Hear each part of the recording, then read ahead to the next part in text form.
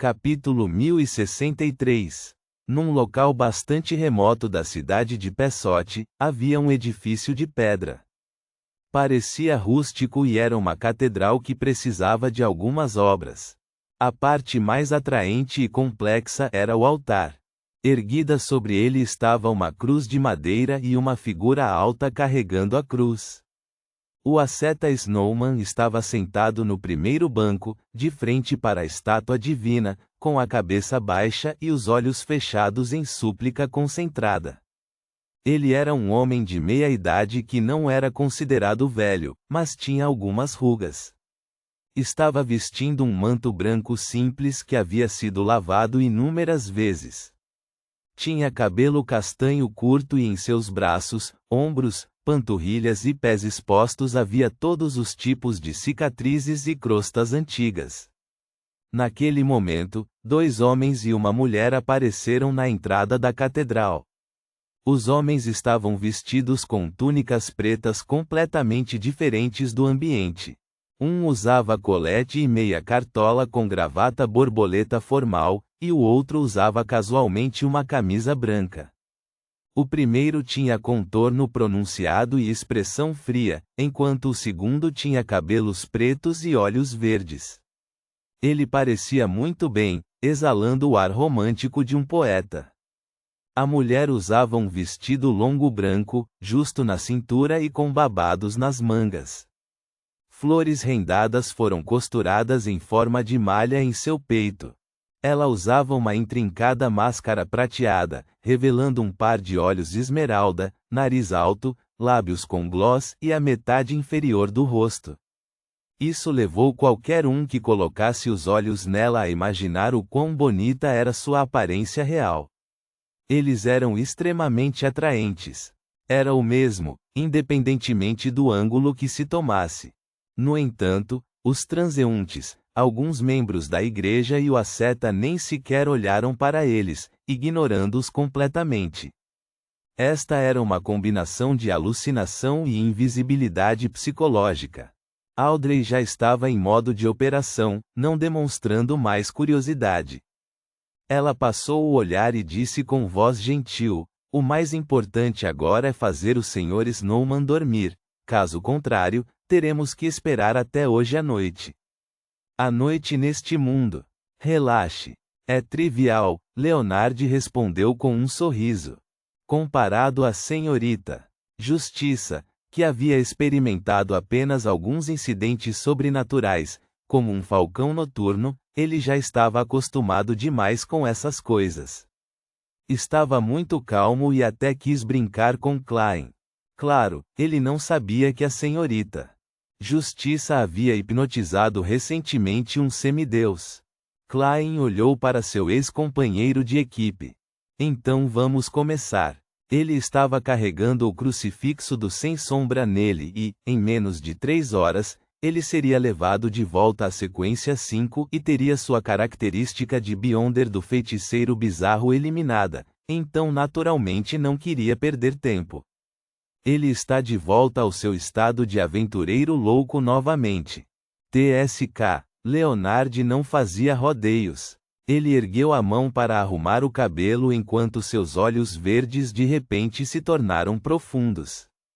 Silenciosamente, o asceta em oração, Snowman, caiu em um sono profundo. Este é o poder Beyonder de um pesadelo. Olhando para esta cena com olhos brilhantes, Audrey murmurou pensativamente para si mesma.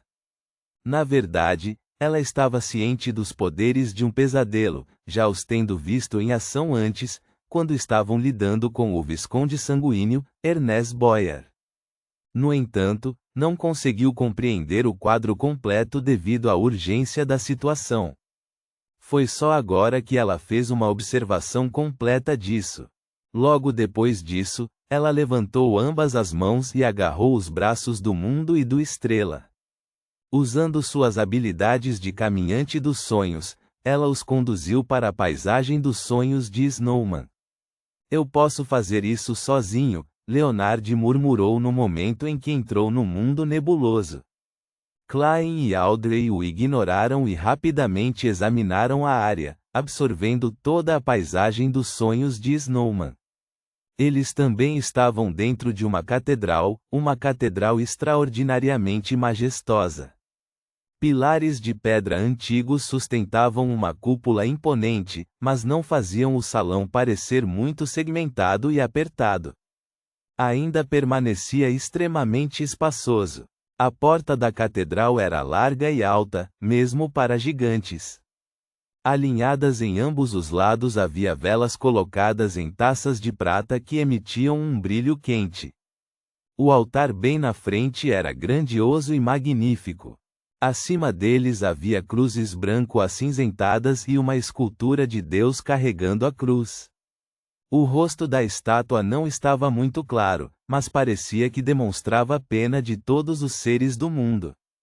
Snowman também estava sentado no primeiro banco de frente para o altar sagrado. Sua cabeça estava baixa e seus olhos fechados em súplica concentrada. Isso é semelhante à catedral abandonada da Cidade da Tarde que o pequeno sol nos mostrou.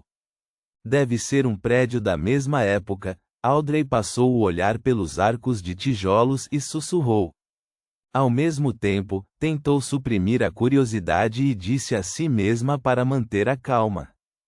Pequeno sol, como ele é pequeno. Aquele sujeito é claramente mais alto e maior do que eu. A catedral abandonada da Cidade da Tarde. Leonard pensou perplexo enquanto satirizava. Quando se juntou ao clube de tarô, o Sol Derek já havia retornado à Cidade de Prata. Embora ocasionalmente mencionasse a exploração da corte do rei gigante, ele não conjurou nenhuma das imagens correspondentes. De fato, Klein retraiu o olhar e concordou com a senhorita. Justiça. Então, disse a ela, tente guiar o sonho de Snowman e fazer com que ele revele as informações importantes em seu subconsciente. Concentre-se nos reis dos anjos. Esta missão poderia ser cumprida tanto por um pesadelo quanto por um caminhante dos sonhos. A razão pela qual ele fez a senhorita Justiça fazer isso foi porque ele queria dar a ela uma chance de digerir a poção caminhante dos sonhos. Afinal, Leonard já havia passado dessa fase. E não importa o que acontecesse, em assuntos que envolviam o subconsciente, os Beyonders do caminho do espectador eram definitivamente mais profissionais. A forma como o fizeram seria mais precisa e eficaz. Foi só então que Leonard percebeu um problema. As habilidades da senhorita Justiça envolvem o domínio dos sonhos. Isso significava que ela já havia avançado para a sequência 5. Caminhante dos sonhos. Não é muito rápido? Leonard ficou secretamente surpreso e incrédulo. Ele lembrou que a senhorita Justiça havia mencionado isso durante a conversa quando ele se juntou ao clube de tarô. Não fazia nem um mês desde que ela se tornou uma hipnotista e agora apenas 3 meses se passaram da conversa. Ela realmente tentou comprar os ingredientes necessários para seu avanço na reunião de tarô, mas digerir completamente a poção hipnotista em 4 meses é chocante o suficiente. A mente de Leonard disparou enquanto ele tinha uma sensação desconcertante de que o orgulho de se tornar um capitão das luvas vermelhas, um membro de quase alto escalão da igreja, um sequência 5, bruxo espiritual havia desaparecido. Enquanto seus pensamentos corriam soltos, Audrey atendeu lentamente o pedido e deu alguns passos à frente para ficar ao lado de Snowman. Ondulações ilusórias apareceram de repente em seus olhos parecidos com joias. Essas ondulações afundavam constantemente nas profundezas, retornando à escuridão e à tranquilidade. Ondulações invisíveis emanaram quando o altar em frente à catedral de repente ficou embaçado.